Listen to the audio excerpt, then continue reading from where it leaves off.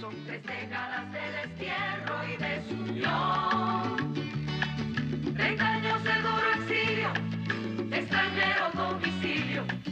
Qué pena de son que canta mi errante generación. Saludos amigos de Cuba y su historia, parte de la programación en español de la WLRN, Canal 17, Televisión Pública. Mi nombre es Alberto Müller y en el día de hoy Cuba y su historia, como dicen los historiadores, vamos a ser justos con la historia. Iniciamos una serie de programas interesantes, sé que les van a gustar los programas y la serie, porque es básicamente ser justos con la historia, como ya dije, ¿no? Vamos a hablar hoy del movimiento 30 de noviembre, un grupo de obreros, sindicalistas, que cuando se produce la traición de Fidel Castro, no solamente al movimiento sindical, sino la traición a la Revolución Cubana. La Revolución Cubana se había planteado elecciones, partidos políticos, constitución, respeto al derecho ajeno, y Fidel Castro lo traicionó todo. Hay que decirlo en las palabras que son. Y entonces se produjo una confrontación, y en esa confrontación de la década del 60, bueno, pues está el movimiento 30 de noviembre, el movimiento revolucionario del pueblo de RAI, el movimiento de recuperación revolucionaria de Artime y los comandantes, el movimiento auténtico de Tony Barona, el movimiento AAA con Aureliano Sánchez Arango, el directorio. O sea, hay 7, 8 organizaciones que venían de toda la tradición revolucionaria de la lucha contra Batista, y Fidel Castro traicionó todo ese planteamiento. Bueno, hoy vamos a dedicarle el programa al movimiento 30 de noviembre y nos acompaña una persona no solamente que respeto y quiero mucho, sino que sé que es una persona que tiene un valor incalculable. Además, es un sindicalista, escritor, ha escrito varios libros. Y me refiero a Pedro Fraginal, que lo tenemos aquí con nosotros. Bienvenido, Pedro, a Cuba y su historia. Bien, gracias, Alberto, por la oportunidad esta de hablar un poco del movimiento 30 de noviembre, empezando para saludar a las compañeras, que son un grupo inmenso de compañeras, y a los compañeros del movimiento. Sí. Y hacerlo extensivo a todos los demás que han participado en la lucha, ya fuera el frente, que fueran las montañas, el exilio, la prisión, todos, a todos un abrazo. Qué bueno, porque la mujer cubana es una cosa curiosa en la historia del comunismo cubano, que por supuesto tiene páginas muy vergonzosas, y posiblemente la página más vergonzosa del comunismo cubano sea el maltrato a la mujer cubana. Sí, señor. Y tú lo has mencionado, en el 30 de noviembre era una de las organizaciones más fuertes, de mayor militancia, conjuntamente con posiblemente el MRP y el MRR, eran yo diría las 3 organizaciones más numerosas. Sí, señor. Y por supuesto la mujer cubana integraba esas organizaciones, y además con una historia de lucha increíble. Me alegro que lo hayas mencionado. Con mucha valentía y mucha dignidad. Hay una cosa interesante antes de adentrarnos en el movimiento 30 de noviembre que yo quería aprovechar que tú estás con nosotros hoy, porque en Cuba se produce, bueno, triunfa la revolución. Todo el mundo esperaba que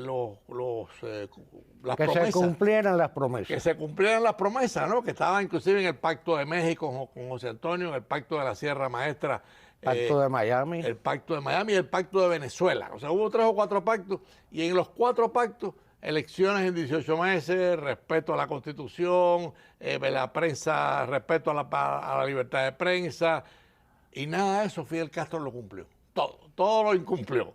Entonces, en el año 59, cuando triunfa la revolución, que se hace un primer congreso obrero, en noviembre, si la memoria no me falla, en noviembre del 59. Sí, exactamente. Y ese famoso congreso que se llama el Congreso de los Melones. Háblanos un poco por qué el Congreso de los Melones y háblanos un poco de ese Congreso. Bueno, el Congreso de los Melones fue una convocatoria que hizo la CTC para celebrar el primer Congreso revolucionario. Era el 10º Congreso Obrero regular, pero el primero revolucionario. El primero después del triunfo de la revolución. Primero después del triunfo de la revolución.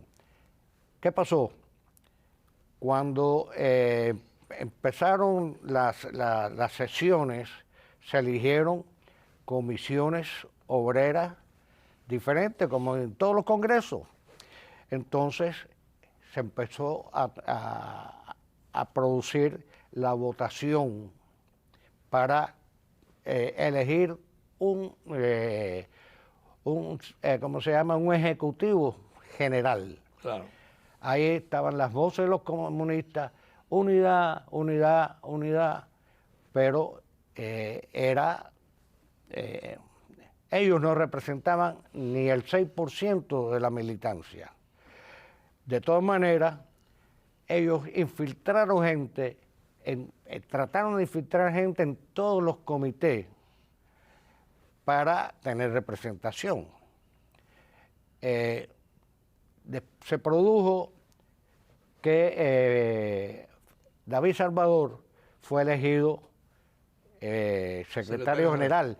La historia de David era una historia de lucha muy extensa de los años 40 o 30. Claro, sí, en el movimiento y sindical. además, en el 26 de julio, él fue el dirigente que representaba al FON, Frente Obrero Nacional. Resultó que lo eligen sí, secretario general. hubo una situación muy tensa que Fidel Castro se presentó a hacer el discurso de cierre, que no le correspondía, le correspondía a David. Claro. Y, Que fue un discurso kilométrico. Kilométrico, y Fidel Castro llevó pistola, cosa que no acostumbraba, porque él temía que hubiese una reacción violenta. Y ya desde ese Congreso, Pedro, perdona que te interrumpa, ya desde ese Congreso se ve la intención de Fidel de empezar a favorecer a los comunistas. Y debemos decir una cosa, amigos de Cuba y su historia, ¿no?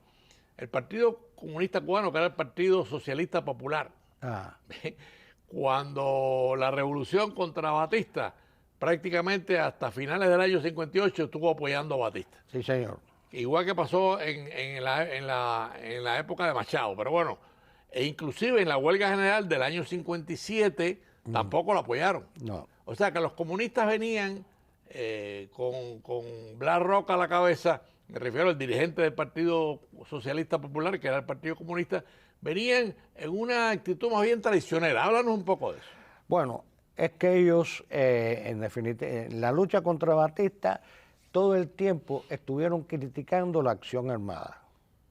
Pero allá a finales, en los 3 meses finales, En el final del verano. ya ellos cambiaron de actitud y se sumaron, y entonces empezaron a ir. Carlos Rafael Rodríguez fue a la sierra y estuvo en conversaciones extensas con Fidel Castro. Entonces, supongo yo que allí establecieron que Fidel Castro sería el dirigente que acogería a toda la izquierda y que ellos le proporcionarían un apoyo total, porque Fidel Castro tenía una fuerza militar, pero que no tenía consideración como ejército. Claro. Entonces ellos le iban a proporcionar la estructura administrativa y de inteligencia. ¿Por qué? Por el compromiso que tenían ellos con la KGB y con el Kremlin. Hay un libro, Pedro, que es el caribeño. El soviet caribeño. El soviet caribeño. Gracias por ahí. Que es muy ilustrativo. Es muy ilustrativo porque es un libro, además del autor, que es un médico que viene de padres comunistas, el autor relata esto que estamos nosotros compartiendo con los amigos televidentes, de cómo la actitud del Partido Comunista tradicional fue no apoyar la revolución y en qué forma lograron el engranaje con Fidel. Hay quien dice, y lo dice este libro, que ese engranaje venía de atrás. Claro. Entonces, bueno, en definitiva, hubo un pacto. Fidel Castro, en el cierre, estableció que había que respetar, o sea, acoger a los elementos comunistas, como porque la revolución era una revolución de pueblo, etcétera, Sí, etcétera. era una Entonces, revolución unida, hay que unir a todo el mundo. Sí, señor. David Salvador quedó al frente de la CTC y resultó que pocos meses después David Salvador le encargaron que fuera a Francia a llevarle un reconocimiento a los obreros franceses. Al regreso ya le estaba defenestrado, es decir, Lázaro Peña estaba ocupando su sillón. No hubo explicación, ninguna explicación al pueblo de Cuba, ninguna de... Ya lo habían sustituido por Lázaro Peña. Sencillamente eso se quedó así, fue una decisión machista Claro. de Fidel Castro. Autoritaria, además. Claro, autoritaria, entonces, pero sencillamente fue una bofetada tremenda a un hombre como David, que se había sacrificado, que había caído preso a finales del 58 y lo habían torturado, lo habían maltratado tremendamente. Yo conocí a David al principio del 58 como parte del plan que había para producir la huelga del 9 de abril.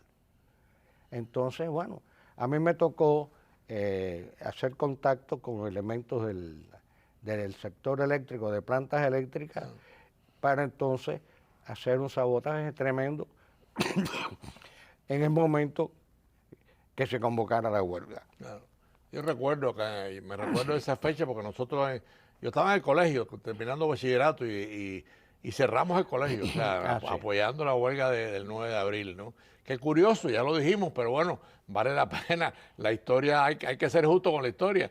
Los únicos que no apoyaron esa huelga fue el Partido Socialista Popular. El partido no la apoyó. El Partido Comunista Cubano, que en aquella época se llamaba Partido Socialista Popular, se quedó al margen. Al margen. Pero bueno, Pedro, ya que estamos en esta introducción, que es importante, porque ese Congreso de los Melones, el 10º Congreso Obrero, se llama de los Melones porque lucía verde por fuera y por dentro estaba lo rojo. Claro, la mayoría de los que estaban participando, que no eran comunistas, se dieron cuenta de la intención no de los agentes comunistas, sino de la gente del gobierno de Castro. Sí, la intención de Fidel era directamente. insertarlos a ellos a la cañona. Claro. Por eso entonces la gente salió por los pasillos gritando, melones, melones, verde por fuera, rojo por dentro. Sí. Bueno, básicamente ya nos estamos acercando, porque este Congreso de los Melones, que obviamente es una traición de Fidel Castro, no solamente al movimiento sindical, sino al movimiento revolucionario, pero bueno, era un Congreso de trabajadores. Esto es como la semilla que impulsa la creación del movimiento. Déjame darte una opinión. Vamos a ver. Para mí, el Congreso fue el primer punto de inflexión de la revolución. Es decir, ¿por qué la misión de Fidel Castro, acordada con los elementos comunistas, era que se encargara de destruir al movimiento obrero? Nada más que Fidel Castro podía entrar y imponer su decisión de que respetaran a los comunistas.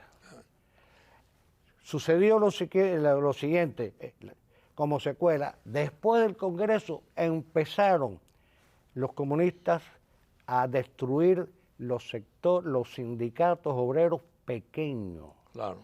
Poco a poco fueron, todos los días tú podías leer en el periódico que la zapatería tal, el sindicato apoya la revolución. Sí, la traición se fue. Pero déjame interrumpirte, porque amigos de Cuba y su historia, hemos llegado a la mitad del programa, como hacemos siempre para los que han sintonizado tarde.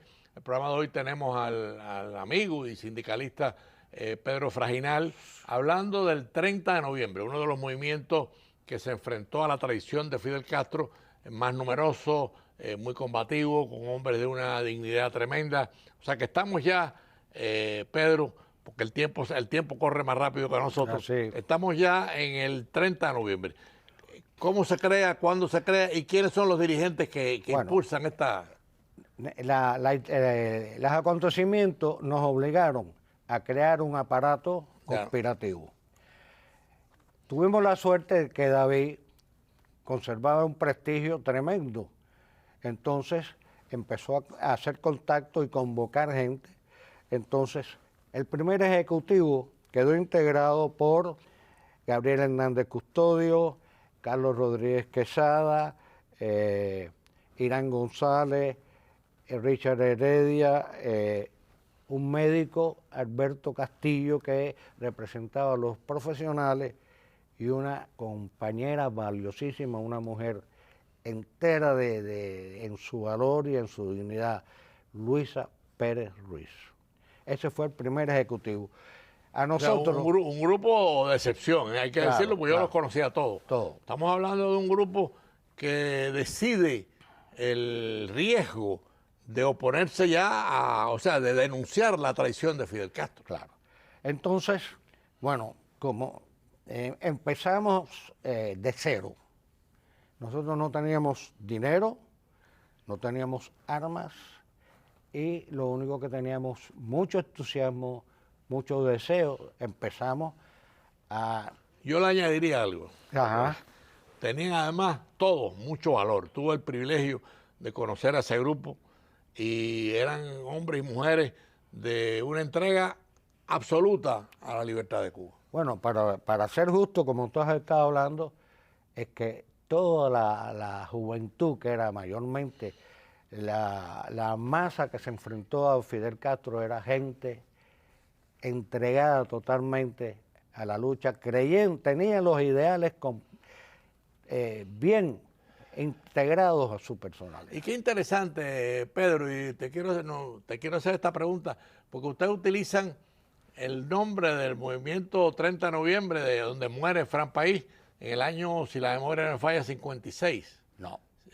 Fran murió el 30 de julio del Efectivamente. año 57. En el 57. Sí, ya él sobrevivió y a pocos días después de haber mandado Fran, le hizo un documento que te puedo en algún momento hacer una copia, donde desconocía el liderazgo de Fidel Castro. O sea, nombraba la dirección del movimiento 26 de julio gente que afines a Fran País.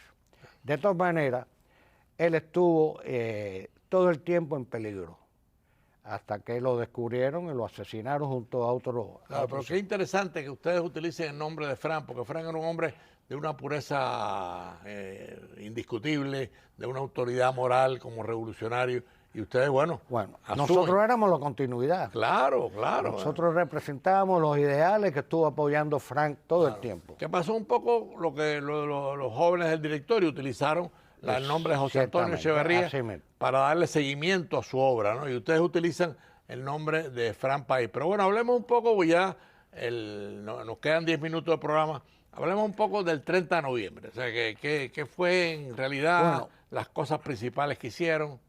Fíjate, la historia del 30 como movimiento podemos definirlo en tres etapas. Antes de Girón, después de Girón, pero antes de el 30 de agosto en el año 62. Nosotros, como movimiento antes de Girón, estuvimos muy activos en sabotajes. Y también estábamos listos para... Ahí está la foto de Fran, mira, cuando el alzamiento en Santiago de Cuba. Estábamos listos para producir un alzamiento, pero no teníamos armas. ¿Que ese fue el de agosto? No, ese fue el del año 61. 61. Porque agosto fue el 62. Agosto, el 30 de agosto, pero fue un movimiento general. Nacional, sí. Que no. Entonces, yo mismo hice un intento de alzarme junto con Frank y Máximo Lorenzo, que había bajado del Escambray buscando ayuda, ya fuere armas, dinero y hombres. De todo. De todo.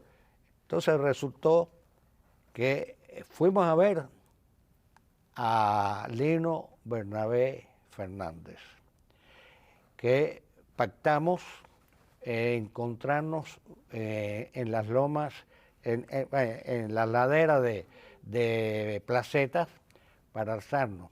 Pero resultó que el momento era fatal, porque estaba una ofensiva bestial y tuvimos que irnos todos al día siguiente. Tuvimos una suerte tremenda porque los guías que estaban allí fueron muy efectivos y muy decididos. Habla un poco de porque sigue el tiempo corriendo, habla un poco de las acciones de más trascendencia de... Bueno, se les saboteó un baile en el Hotel Riviera a los milicianos. Después el 30 trató de, ¿cómo se llama?, de hacer, recaudar el dinero de la Compañía Cubana de Electricidad, pero fue un golpe que no pudimos llevar a cabo porque era muy complicado. Milton Salazar había preparado y logró que el banco donde él trabajaba se pudiera extraer $40,000, 30 y pico mil o $40,000. Fue para la lucha. Sí, para la lucha. A partir de eso se volcó al clandestinaje. Y se hizo el sabotaje de los registros eléctricos el 30 de noviembre del año 60, que fue un apagón tremendo en su alcance. Entonces, claro, con un saldo fatal para nosotros, 3 compañeros muertos, fusilados, y uno preso que era vizcaíno. Qué interesante que tú hables de eso, porque recientemente en Cuba y su historia hicimos un programa sobre la acción y sabotaje con Miguel García Mengol, que tú lo conoces, y se aclaró cómo nosotros hacíamos, y ustedes también hacían acción y sabotaje, pero evitaban el terrorismo, o sea, evitaban que muriera gente inocente. Por supuesto. Y eso es muy interesante porque nos diferencia de los terroristas comunistas. Nosotros era dañar la infraestructura, porque ya era todo apropiado por parte del gobierno, y ya nosotros no queríamos que ellos no prosperaran con su acción. Qué interesante. Las mujeres del 30 de noviembre. Vamos a hablar de algunas porque no nos da tiempo de hablar de todas, pero sí valdría la pena mencionar 2 o 3 que conocemos y que por supuesto pusieron el nombre no solamente de la mujer cubana, sino el nombre de Cuba a través de la mujer. Sí, sí. Vamos a dedicar... Bueno, yo te puedo decir, por ejemplo, Alina Hurst Lorenzen, que fue participante en el sabotaje al Hotel Riviera. Esther Castellano Collazo, que cayó presa junto conmigo, y ella era una mujer, tenía un valor extraordinario. Y muchas otras, unas muchachas que se... estaba Gloria Lasalle. Gloria Lasalle, Nieves y Llobre, que murió hace poco, y Teresita Bastanzuri, que eran unas fantásticas propagadoras. Luchadoras. Del diario. Yo te quiero hacer una pregunta, porque, bueno, nos conocemos hace muchos años, sé de tu dignidad y de tu... con todo lo que tú has pasado, ya no somos personas jóvenes, ya no lo somos. ¿Qué sentimiento tienes tú de todo lo que se hizo, de todo lo que hizo Pedro Fraginal? ¿Qué te queda por Había que hacerlo. Déjame, ya que nos queda poco tiempo, mencionar que los compañeros de la zona norte de Estados Unidos contactaron gente en Cuba y lograron que ellos se declararan Partido Democrático 30 de noviembre. Qué bueno. Y que al frente estuvo por un tiempo, que sufrió después una prisión horrorosa, Marixa Lugo. Sí, la conocí. Que es una mujer de un valor incalculable y de mucha inteligencia. Ahora, nos quedan 3 minutos. Yo quería dedicar estos 3 minutos porque tú también has escrito, o sea, tienes cosas escritas y tienes preparado un libro sobre la historia del 30 de noviembre, cosa que inclusive tuve la oportunidad de leer el prólogo y me siento satisfecho en saber que tienes preparado el libro sobre la historia.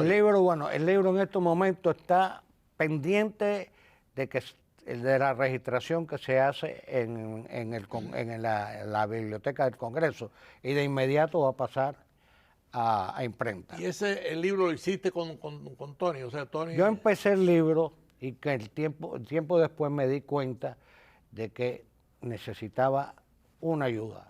Y ahí Y Tony complementó y ha hecho una labor fantástica. Qué bueno, qué bueno. Y ahí yo tengo que reconocer su valía. Yo te quiero comprometer, antes de que pase, cuando el libro se publique, bien, tienes que volver a Cuba y su historia, porque yo sé que el libro tiene toda una serie de incidencias y detalles que hoy no nos da tiempo, Claro. a tratar. O sea, hemos tratado la importancia del movimiento 30 de noviembre en la medida de lo posible en 28 minutos. En el minuto que queda, ¿qué se te ocurre decir? No, que yo quedo comprometido.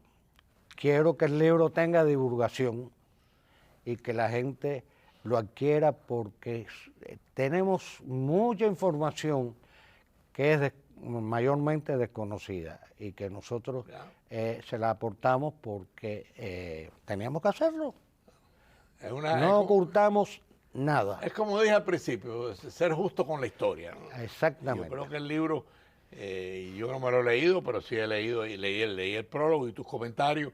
Y por supuesto, Cuba y su historia merecen un programa cuando el libro se publique, ya con los detalles del libro. Pero Pedro, no sabes cuánto te agradezco tu presencia en Cuba y su historia, cuánto agradezco que Cuba y su historia se dignifique cuando se sientan conmigo, personas como tú. La programación se dignifica porque tú eres un hombre de una dignidad infinita. Tu vida se la has dedicado a Cuba, un hombre que surge del movimiento obrero y que después, bueno, pues aquí está todavía. O sea, aquí tiene a Pedro Freinal, amigos de Cuba y su historia, todavía en pie, todavía escribiendo y por supuesto, si la salud le permite, la mujer escribirá otras cosas. Claro. Exactamente. Lamentablemente, Pedro, el tiempo se acabó. Bueno, no nos da tiempo. Estamos comprometidos.